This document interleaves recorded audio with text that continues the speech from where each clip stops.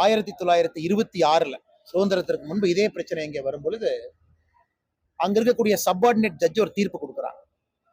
திருப்பரங்குன்றம் கோயில் எந்த டவுட்டுமே இல்ல, தேவஸ்தானத்துக்கு சொந்தம். மலை யாருக்கு சொந்தம்? அந்த பகுதிக்குள்ள அரசு நிலங்கள் இருந்து அரசுக்கு சொந்தமான 1926 கொடுக்கப்பட்ட தீர்ப்பு என்பது மிக தெளிவா இருக்கு. திருப்பரங்குன்றத்தை பொறுத்தவரை அது முழுமையா கோயிலுக்கு சொந்தம். அது 1926 அப்பீலுக்கு போறாங்க ஹைகோர்ட். 30 நாள் சபார்டினேட் ஜட்ஜில் நடந்த ஒரு என்கொயரி, ஒரே நாள் ஹைகோர்ட்ல இருவரும் சமாதானமா போங்கன்னு சொல்றாங்க. 1931 ஃபைனல் பிரிவி கவுன்சில், அதான் highest law of the land. Privy council என்ன சொல்றாங்கன்னா, இது மிக தெளிவாக, இது முழுமையாக சபார்டினேட் ஜட்ஜி கொடுத்திருக்கக்கூடிய தீர்ப்பை ஏத்துக்கிறோம், இது முழுமையா கோயிலுக்கு சொந்தம். அதோட பிரச்சனை முடிஞ்சது. அதன் பிறகு ரயில்வேஸ் அந்த கோயில் இருக்கக்கூடிய பாறையெல்லாம் உடைச்சு அதை மைனிங் பண்ண முற்பட்ட பொழுது கூட திருப்பரங்குன்ற கோயிலுடைய அத்தாரிட்டிஸ் அதை தடுக்கிறாங்க. நான் சொல்றது ஆங்கிலேயர்கள் காலத்துல. எனக்கு ஆங்கிலேயர்கள் இந்து மக்களுக்காக தற்காத்த ஒரு கோயில இப்ப இருக்கக்கூடிய அந்த திராவிட கும்பல், குறிப்பாக திராவிட முன்னேற்ற கழகம் அதை கொடுப்பதற்கு தயாரா இருக்கிறது தான் வேடிக்கை. அதனால சேகர் பாபு அவர்கள் முதல்ல இதெல்லாம் பேசுறதுக்கு முன்னாடி 1931 பிரிவி கவுன்சிலுடைய தீர்ப்பு எடுத்து ஒரு படிக்கட்டும். இன்னைக்கு புதிதாக இன்னொரு மதத்தை சார்ந்தவர்கள் இதை பிரச்சனை ஆரம்பிக்கிறாங்க. மேல காவல்துறை அனுமதிக்கிறாங்க, அவங்க போய் சாப்பிட்றாங்க, ஆடு எடுத்துட்டு போறாங்க. ஒரு மக்களால் தேர்ந்தெடுக்கப்பட்ட எம்பியா எடுக்கிறாங்க. ஒரு எம்பி மேல நடவடிக்கை எடுக்க துப்பில்லை அவருக்கு. இன்னைக்கு சேகர் பாபு அவர்கள் வீர வசனம் பேசிட்டு இருக்காங்க.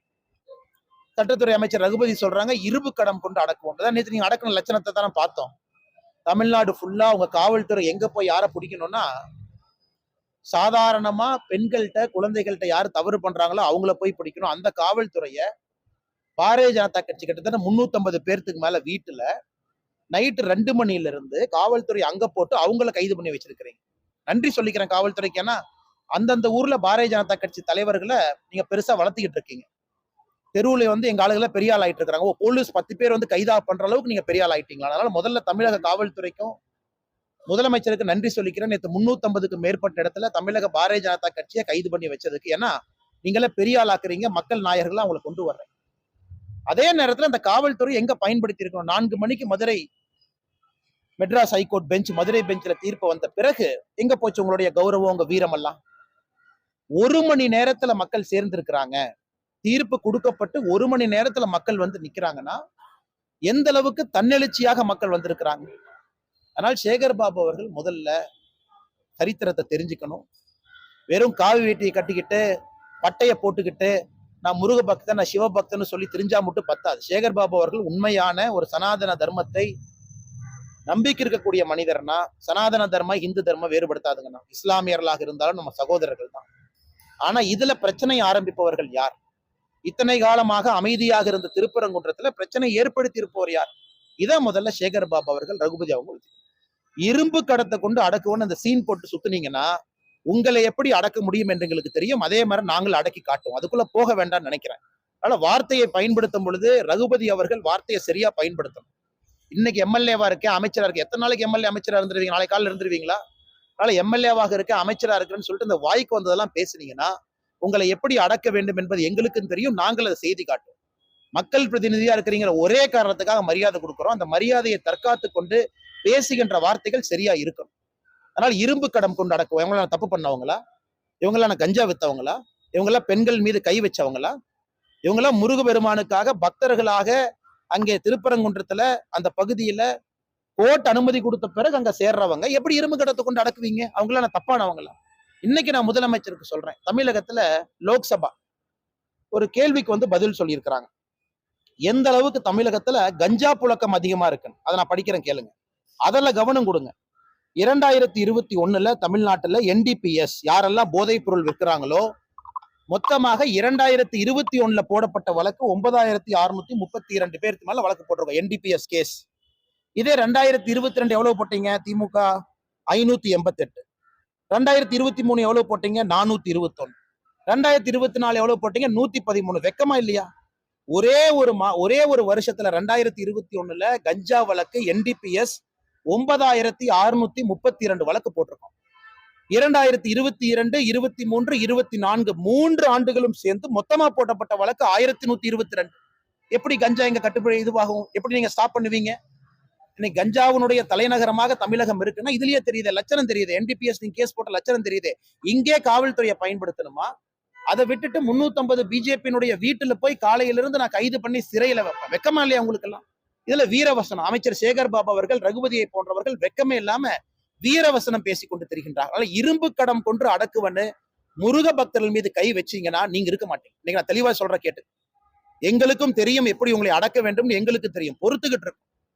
தார்மீக ரீதியா கோர்ட் என்ன அனுமதி கொடுத்திருக்காங்களோ அதுபடி இது நடந்துகிட்டு இருக்கு. இத்தனைக்கும் நான் அந்த இடத்துக்கு போக கூட இல்லை. அதனால இரும்பு கடம்னு இன்னொரு முறை இந்த வார்த்தையெல்லாம் பயன்படுத்தி மிரட்ட பாத்தீங்கன்னா ரகுபதி அவர்கள் இருக்கிற இடம் அவருக்கே தெரியாது. நான் அமைதியான முறையில அறவழி முறையில சொல்றேன், அமைச்சர் என்பதை தெரிஞ்சு சொல்றேன். இந்த மிரட்டுறது உருட்டுறதெல்லாம் கரைவேட்டி கட்டிருக்கிற திமுக காரங்கிட்ட இன்ப நிதிக்கு போஸ்ட் அடிச்சு ஓட்டுறவங்க சொல்லிக்கங்க. எல்லாம் முருக பக்தர்களை பார்த்து அமைதியான முறையில் அறவழி அத்தனை பேர் சேர்ந்தாங்க. என்ன பண்ணாங்க? பச உடைச்சாங்களா? தீ வச்சு கொளுத்தாங்களா? பொது சொத்துக்கு சேதம் விளைவிச்சாங்களா? அமைதியான முறையில அமைதியான முறையில பேசிட்டு போயிருக்கிறாங்க. அதனால தமிழகத்துல இன்னைக்கு பிரச்சனை உருவாக்குவது யார்? பிரச்சனையை உருவாக்குவது திமுக. இத்தனை காலமா சும்மா திருப்பரங்குன்றத்தை ஊதி பெரிதாக்கியது யார்? நவாஸ்கனி போறதுக்கு அங்க என்ன ரைட்ஸ் இருக்கு? அங்க போய் மாமிசம் சாப்பிடறதுக்கு என்ன ரைட்ஸ் இருக்கு? அதையெல்லாம் பார்த்து நீங்க கைது பண்ணீங்களா, நடவடிக்கை எடுத்தீங்களா? காரணம் அப்பீஸ்மெண்ட், மைனாரிட்டி கம்யூனிட்டி அப்பீஸ்மெண்ட் ஓட்டு எனக்கு வேணும், அப்பதான் அவங்க ஓட்டு போடுவாங்க. அதற்கு அக்கறை சொல்லக்கூடிய திராவிட முன்னேற்ற கழகம் அமைதியான முறையில இந்து பக்தர்கள் வந்தா, முருக பக்தர்கள் வந்தா ஏன் கை வைக்கிறீங்க? இதைத்தான் நான் திரும்ப கேட்கிறேன். அதனாலதான் விலாவரியா சொல்ல வேண்டிய ஒரு கடமை பிரிவி கவுன்சில் தீர்ப்புல இருந்து. அதனால காவல்துறை NDPS கேஸ் அங்க அனுப்புங்க. வெறும் 1122 கேஸ் போட்டு வச்சிருக்காங்க 3 வருஷத்துல. ஒரே வருஷம் 9632 அங்க போடுங்க, சந்தோஷப்படுறோம். அந்த வீரவசனத்தை பிஜேபி தலைவர்கள் ஒரு நாளுமே எங்கன்னா தமிழகத்துல காலையில எந்திரிக்கும் போது நம்ம எல்லாம் சாமி கும்பிட்டு தான் எந்திரிக்கணும்.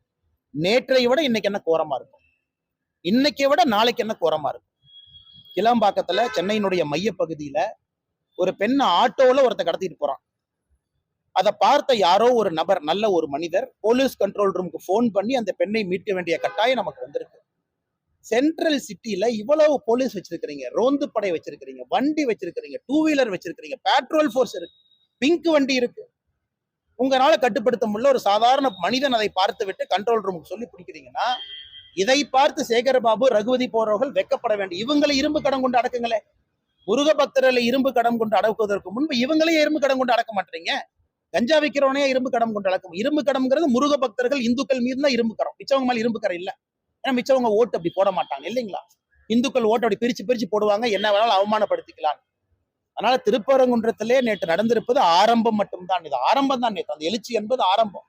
வருகின்ற காலத்துல திமுகவுக்கு தக்க பதிலடி கொடுக்கப்படும், பதிலடி புகட்டப்படும் நிச்சயமா அவங்களுக்கு. அது தவறுனே நான் ஏற்கனவே சொன்னது போலதான். பெரியாரின் மீது உடன்பாடு இல்லை, கோயிலுக்கு வெளியே அந்த வாசகத்தை வச்சிருக்கிறாங்க, உடன்பாடு இல்லை. அதை எடுத்துட்டு போய் பொது இடத்துல வச்சிடறோம். பிடிச்சவங்க பாருங்க, பிடிக்காதவங்க போகாதீங்க. மக்கள் பாக்குற பொது இடத்துல வைக்காதீங்க. காமனா கவர்மெண்ட் சொல்ற இடத்துல எல்லா தலைவர் சிலையை வச்சுக்கலான்னு தான் நாங்க சொல்றோம். அதற்காக ஒரு தலைவரை போய் நான் செருப்பில் அடிப்பேன், அவமரியாதை செய்வேன், அவமானப்படுத்துவேன் என்பதில் எங்களுக்கு நம்பிக்கை இல்லை, ஏற்புடையதல்ல. அது மிக மிக தவறும் கூட. அது போல் செய்யக்கூடாத. காரணம், எல்லா தலைவர்களையும் எல்லோரும் ஏற்றுக்கொள்வார்கள் என்பது ஜனநாயகத்துல மரபு கிடையாது. சில பேர் எதிர்ப்பாங்க, சில பேர் ஏத்துக்குவாங்க. பெரியாரை நாங்களும் பல இடத்துல அவரை ஏற்றுக்கொள்ளவில்லை என்றால் அதற்காக போய் அவமரியாதை செய்வது ஒரு நியாயமான ஒரு விஷயம் அல்ல. இதை யாராக இருந்தாலும் கூட இதை வன்மையா நான் கண்டிக்கிறேன். சரியா, நன்றி. என்ன, தேங்க்யூ.